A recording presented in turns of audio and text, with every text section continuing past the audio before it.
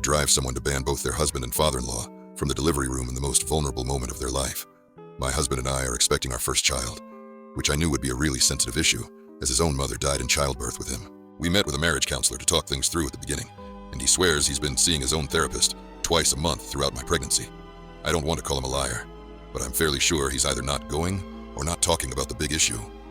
He and his father, who is a hugely active part of our lives, are completely convinced that I'm going to die in childbirth. Their behavior has reached the point where it's constantly making me feel stressed and uncomfortable. When it was my husband saying, "Please make sure your life insurance is up to date, and I'd like you to meet with a lawyer and draft a will," I was like, that's kind of intense, but okay if that makes you feel better. When my husband asked me to go through all of my possessions and inventory, what I wanted to be saved for the baby versus what I would want to be returned to my family in the event of my death, I put my foot down and said absolutely not. My father-in-law got on my case about how I was making things difficult for my husband in the event that he will be a grieving widower with a newborn. I've had a completely complication-free pregnancy and have no reason to think I will die screaming in the coming weeks. When I tell my husband this, he calls me paranoid, but I feel like my father-in-law wants me to die. His whole life identity for the past 35 years has been amazing single dad, and it seems like he's looking forward to being able to guide my husband through what he went through.